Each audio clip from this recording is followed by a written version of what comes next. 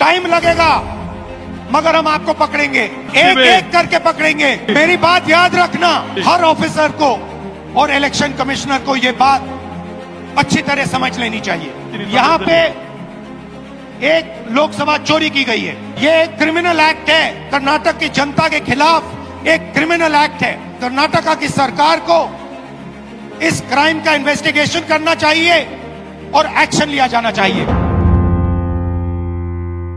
नमस्कार, मैं रवीश कुमार। एक एक को पकड़ेंगे, संविधान पर हमला करने वालों को याद रखा जाएगा। राहुल गांधी बेंगलुरु के उस फ्रीडम पार्क में सभा कर रहे थे, जिससे कुछ ही दूरी पर है कर्नाटका के चुनाव अधिकारी का मुख्यालय। आज 8 अगस्त है, भारत छोड़ो आंदोलन के आह्वान का महान दिन। 7 अगस्त को दिल्ली में प्रेस कॉन्फ्रेंस करने के बाद 8 अगस्त को राहुल गांधी बेंगलुरु के फ्रीडम पार्क में वोट अधिकार रैली करते हैं। लोकसभा चुनाव के ठीक 1 साल बाद नेता प्रतिपक्ष प्रधानमंत्री नरेंद्र मोदी की जीत पर सवाल उठा रहे हैं और उनकी जीत पर चोरी का इल्जाम लगा रहे हैं। दुनिया में वोटर का नाम लिस्ट से गायब करने और वोट चोरी से सरकार बनाने के हजारों उदाहरण आपको मिल जाएंगे, लेकिन कहीं भी हमारी स्मृति में इस तरह से देखने को नहीं मिला कि नेता प्रतिपक्ष चुनाव के 1 साल बाद 6 महीने की जांच के बाद इतनी तैयारी से प्रेस कॉन्फ्रेंस कर रहे हों और अपनी बात रख रहे हों। इसी तैयारी का आत्मविश्वास फ्रीडम पार्क में राहुल गांधी के भाषण में झलका। राहुल ने कहा कि चुनाव आयोग पिछले 10 साल की सारी इलेक्ट्रॉनिक लिस्ट उन्हें सौंप दे, वे साबित कर देंगे कि नरेंद्र मोदी चोरी से प्रधानमंत्री बने हैं। अगर नहीं तो जिस तरह से एक विधानसभा सीट का विश्लेषण किया गया है, वे 10 से 20 सीटों का भी कर सकते हैं। कोई नेता खुद को इस हद तक दांव पर नहीं लगाएगा। कायदे से प्रधानमंत्री नरेंद्र मोदी को ही चुनाव आयोग से मांग करनी चाहिए कि आयोग राहुल गांधी को सभी डेटा सौंप दे और बीजेपी को भी। देश के सामने दूध का दूध और वाटर का वाटर हो जाना चाहिए। फ्रीडम पार्क से गरजते हुए राहुल गांधी ने कहा कि वोट चोरी बड़ा अपराध है और इसके अपराधियों को हर हाल में पकड़ा जाएगा। बीजेपी ने चुनाव आयोग से मिलकर कर्नाटका में लोकसभा के चुनाव के समय चोरी की है। मुझसे इलेक्शन कमीशन एफिडेविट मांगता है, मुझसे कहता है कि मुझे ओथ देना है, ओथ लेना है। मैंने पार्लियामेंट के सामने, पार्लियामेंट के अंदर ओथ लिया है, इस संविधान के सामने ओथ लिया है, इस पर हाथ डाल के वोट लिया है, इस पे हाथ डालकर ओथ लिया है। कर्नाटका के चुनाव अधिकारी ने राहुल गांधी से कहा है, शपथ पत्र दीजिए। राहुल गांधी ने अपना जवाब दे दिया है। उनकी बातों का यही मतलब है, शपथ पत्र नहीं देंगे। राहुल गांधी को जेल में डालकर केस में फंसाकर रोकना मुश्किल लगता जा रहा है। वे बहुत आगे निकल चुके हैं। वोट चोरी का आरोप राहुल गांधी का नहीं होना चाहिए। किसी भी नेता को, किसी भी नागरिक को यही करना चाहिए। अगर वोट की चोरी होने लग गई, वोटर लिस्ट को लेकर भरोसा हिल गया, फिर इस देश में कम से कम वह लोकतंत्र तो नहीं बचेगा जिसके लिए इस देश के लोगों ने 150 साल तक लड़ाइयां लड़ी और कुर्बानियां दी हैं। याद रखिए, नरेंद्र मोदी 25 सीट की मार्जिन से प्रधानमंत्री हैं। एक सीट हमने दिखा दी कि चोरी हुई है। 25 सीट वो 35,000 या कम वोटों से जीते हैं। अगर हमें इलेक्ट्रॉनिक डेटा मिल जाए, हम साबित कर देंगे कि हिंदुस्तान का प्रधानमंत्री चोरी करके प्रधानमंत्री बना है। पूरे देश को यह सवाल पूछना चाहिए कि इलेक्शन कमीशन इलेक्ट्रॉनिक डेटा और वीडियोग्राफी क्यों नहीं दे रहा है। मैं लीडर ऑफ ऑपोजिशन हूं, मगर मैं अकेला नहीं बोल रहा हूं। हिंदुस्तान की सारी राजनीतिक ऑपोजिशन की पार्टियां यह सवाल पूछ रही हैं। भारत के इतिहास का यह बेचैन करने वाला क्षण भी है और उम्मीदें पैदा करने वाला भी। क्या वोटों की चोरी से लोकतंत्र खत्म कर दिया गया है? क्या राहुल गांधी को बोलने से रोक दिया जाएगा? उन पर कानूनी मुकदमे ठोक दिए जाएंगे और सवालों को इसलिए किनारे कर दिया जाएगा कि उन्होंने शपथ पत्र देने से इनकार कर दिया। नेता प्रतिपक्ष बिहार में भी वोट अधिकार को लेकर पदयात्रा करेंगे, ऐसी खबरें आ रही हैं। अगर चुनाव आयोग ने इलेक्ट्रॉनिक वोटर लिस्ट दे दी होती तो महादेवपुरा की सच्चाई निकालने में 6 महीने नहीं लगते। वोटर लिस्ट को लेकर विपक्ष के लगाए गए तमाम आरोपों पर चुनाव आयोग की सक्रियता सबने देखी है। विपक्ष के तमाम दल चुनाव आयोग के जवाब से संतुष्ट नहीं दिखे। चुनाव आयोग को स्वायत्त संस्था इसलिए बनाया गया है ताकि इस पर किसी के बॉस होने का आरोप ना चिपके और ना किसी के गुलाम होने का।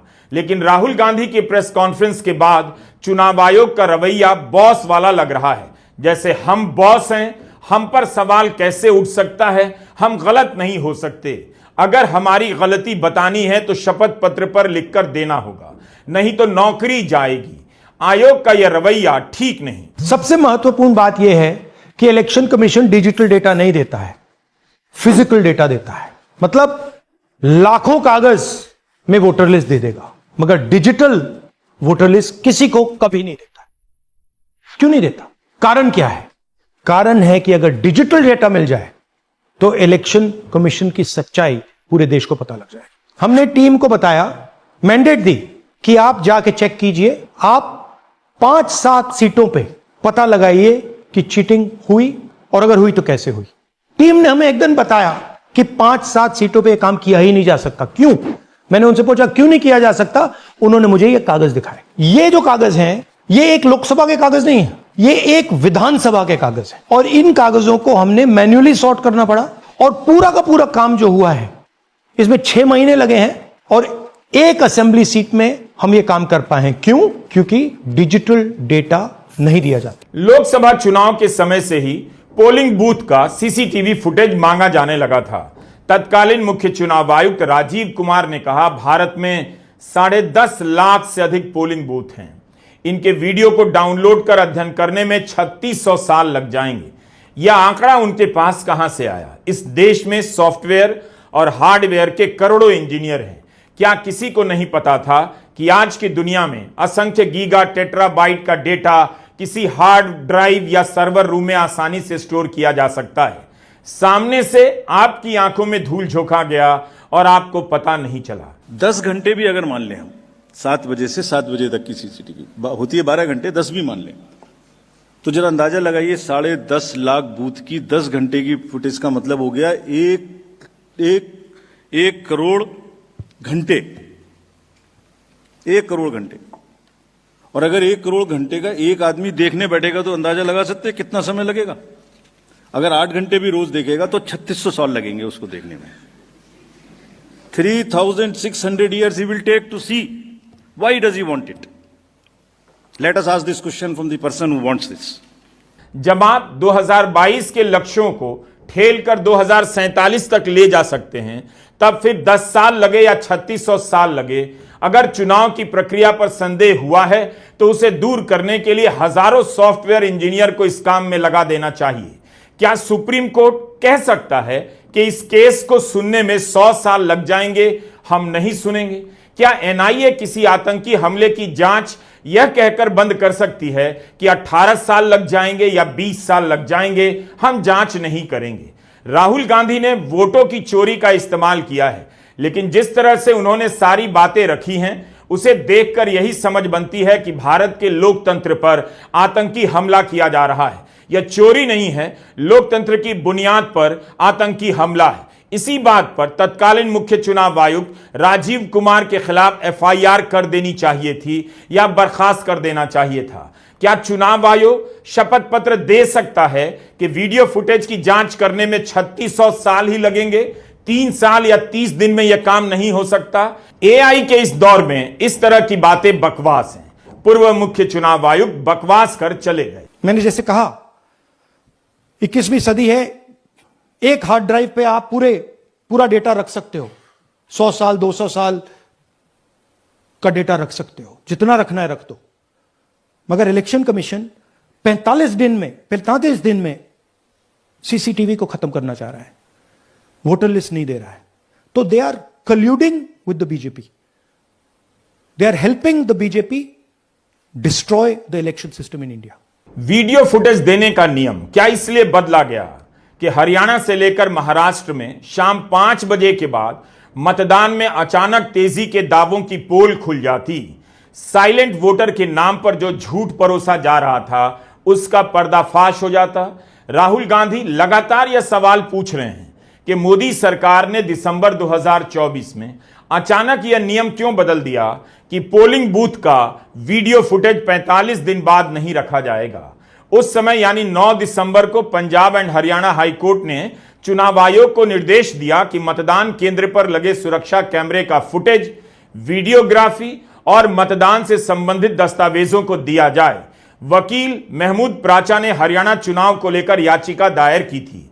कोर्ट के आदेश के बाद केंद्र सरकार ने नियम अचानक ही बदल दिए। राहुल गांधी इस बार वोटर लिस्ट को 5 अलग अलग कैटेगरी में बांटकर मोटी मोटी फाइलें लेकर आए, सबूत रखने लगे। क्या इस तरह से प्रेस कॉन्फ्रेंस करने पर, इसी के ही डेटा में कमी निकालने पर चुनाव आयोग राहुल गांधी से शपथ पत्र मांग सकता है?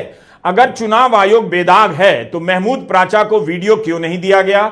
वह तो कोर्ट का आदेश लेकर आए थे। 1961 का कंडक्ट ऑफ इलेक्शन रूल है। इसके एक प्रावधान के अनुसार चुनाव से संबंधित सारे कागजात पब्लिक की जांच के लिए उपलब्ध किए जा सकते थे, लेकिन नियम बदल गया और सारे कागजात की जगह यह जोड़ दिया गया, इस नियम में जिन दस्तावेजों का उल्लेख है पब्लिक उन्हीं की मांग कर सकती है। यह क्यों किया गया? इसलिए किया गया ताकि विपक्ष कभी उस सच्चाई तक पहुंच ही ना पाए जहां से बीजेपी की जीत के लिए रास्ते बनाए जा रहे थे। नहीं तो आप ही बताइए, इसका दूसरा और क्या कारण हो सकता है? यह जो कागजों का बंडल आप देख रहे हैं सिर्फ एक विधानसभा का है, महादेवपुरा का। इसकी ऊंचाई 7 फीट बताई जा रही है, लेकिन ध्यान से देखिए 3-3 ढेरियां हैं। इन तीनों की ऊंचाई जोड़ देंगे तो 19 से 20 फीट तक हो सकती है। आयोग को पता होगा कि एक विधानसभा के इतने पेपर की जांच फिजिकल रूप से संभव नहीं। क्यों चुनाव आयोग ने उन्हें इस तरह से पेपर नहीं दिए कि मशीन उन्हें नहीं पढ़ सकती थी? क्या ऐसा करने से चुनाव आयोग की साख बेहतर हो जाती है या संदेह और गहरा हो जाता है? क्या इसलिए आप सारे देश के वोटर लिस्ट का इलेक्ट्रॉनिक डेटा नहीं दे रहे हैं ताकि वाकई कांग्रेस को पता करने में 3600 साल लग जाएं? चुनाव आयोग बताए कि उसके पूर्व मुख्य चुनाव आयुक्त की बातों से अब सहमत है या नहीं, या ये बेमतलब की बातें उस समय कर रहे थे। पिलर है। Number 1, disclosure, disclosure, disclosure. Anything we do in the commission and anything our district magistrate down the line in the election process do is based on 2 pillars. Disclosure, disclosure, disclose everything to the public, to the voter.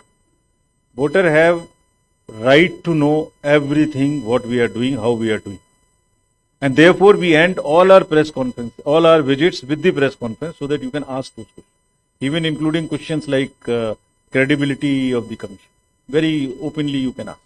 वही तो हम पूछ रहे हैं credibility of आयोग के बारे में कि इसी आयोग के पूर्व मुख्य चुनाव आयुक्त की इन बातों की अब क्या साख बची है? कितना खोखला लग रहा है सारा का सारा वाक्य, और उनकी यह तुकबंदी 3rd क्लास लग रही है।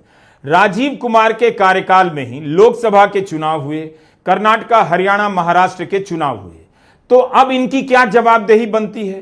क्या इसलिए मौजूदा मुख्य चुनाव आयुक्त ज्ञानेश कुमार भी प्रेस कॉन्फ्रेंस से बच रहे हैं ताकि सवालों के बीच से ऐसे बयान हमेशा के लिए रिकॉर्ड पर ना आ जाएं और शपथ पत्र मांगने के नाम पर तमाम आरोपों से बच जाएं कि हम क्या करें, राहुल गांधी ने शपथ पत्र दिया नहीं तो हमने जांच नहीं की? यह चुनाव आयोग है या डाक आयोग है? इतना बड़ा फ्रॉड है, इसमें कुछ लोग शामिल हैं। नेचुरली वही लोग शामिल होंगे जिस पार्टी के पक्ष में ये हो रहा है, वही लोग शामिल होंगे ना।